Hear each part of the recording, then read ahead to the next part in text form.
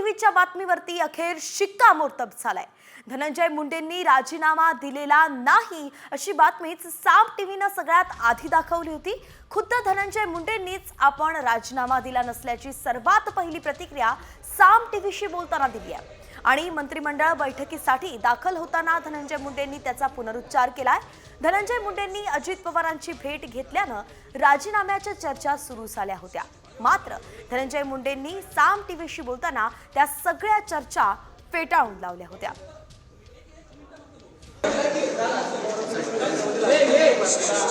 काहीही राजीनामा वगैरे दिलेला नाही। काहीही राजीनामा वगैरे दिलेला नाही। एकंदरीतच बीड सरपंच हत्या प्रकरणावरून धनंजय मुंडेंना टार्गेट केलं जात आहे आणि त्यांच्यावरती निशाणा साधताना विरोधकांनी तसंच सत्ताधारी आमदारांनी सुद्धा त्यांच्या राजीनाम्याची मागणी केलेली आहे आणि त्यावरून अजित पवारांना सुद्धा सवाल उपस्थित केले गेले होते। मात्र धनंजय मुंडे यांनी राजीनामा दिलेला नाही अशी बातमी सगळ्यात पहिले साम टीव्हीने दाखवली होती आणि आता धनंजय मुंडेंनी राज्य मंत्रिमंडळाच्या बैठकीच्या वेळी जाताना स्वतःच याचा पुनरुच्चार केलाय। तर थोड्याच वेळात राज्य मंत्रिमंडळाची दुसरी बैठक आता सुरू होणार आहे। मुख्यमंत्री देवेंद्र फडणवीस बैठकीसाठी दाखल झाल्याची ही माहिती आहे। धनंजय मुंडे मंत्रिमंडळाच्या बैठकीसाठी दाखल झाले आहेत। धनंजय मुंडेंच्या राजीनाम्याचा मुद्दा या बैठकीमध्ये गाजणार असल्याची माहिती सूत्रांनी दिलेली आहे। राजीनामा दिला नसल्याची मुंडेंनी या दरम्यान माहिती दिली आहे। सरकार स्थापनेनंतर आणि मंत्रिमंडळ विस्तारानंतर दुसरीच मंत्रिमंडळाची बैठक आज पार पडते आणि या बैठकीला मंत्री धनंजय मुंडे हे उपस्थित राहणार नाही अशी चर्चा रंगली होती। मात्र ते सगळ्यात आधी या ठिकाणी दाखल झाले।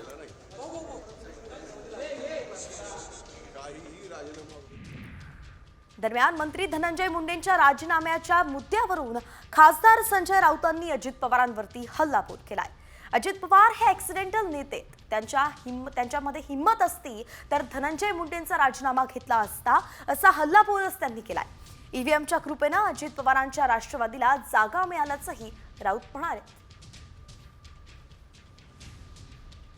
पाहुयात नेमकं राऊत काय म्हणाले त्यांच्याच शब्दात। अजित पवार हे हतबल आहेत। अजित पवार हे नेते नाहीत।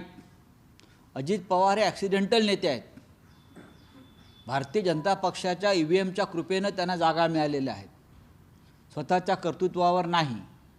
जर ते नेते असते आणि महाराष्ट्राचे नेते असते तर त्यांनी बीड प्रकरणामध्ये मंत्र्याला आपल्या मंत्रिमंडळातून वगळलं असतं, जोपर्यंत त्यांना न्यायालय निर्दोष मानत नाही।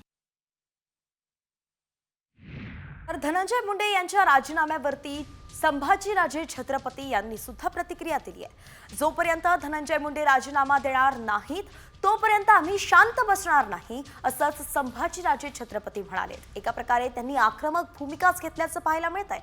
बीड सरपंच संतोष देशमुख यांच्या हत्येचा तपास पूर्ण होईपर्यंत मंत्री धनंजय मुंडे यांचा राजीनामा घ्यावा या मागणीसाठी छत्रपती संभाजीराजे यांच्या नेतृत्वाखालील सर्वपक्षीय शिष्टमंडळानं राज्यपालांची सुद्धा भेट घेतली होती। धनंजय मुंडे नाव घेऊन सांगतो, धनंजय मुंडे हे सगळे माणसं कोणाचे आहेत?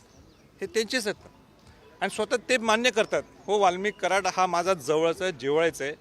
माझे सगळे धंद्यातले सगळे धागे किंवा आमचे एकत्र अकाउंट्स आहेत, बिझनेसचे अकाउंट्स आहेत, माझा वटमुक्त्यार तो आहे। एवढं सगळं असतानासुद्धा आम्ही ज्यावेळी त्यांची राजीनामा द्या ही मागणी करायला लागलो, त्यांनी मोठ्या मनाने सांगितलं हो राजीनामा देतो। धनंजय मुंडेला कसं तुम्ही बाजूला सरकवते आम्ही बघायला लागलोय, नाही सरकवलं तर आमची लढाई आहेच।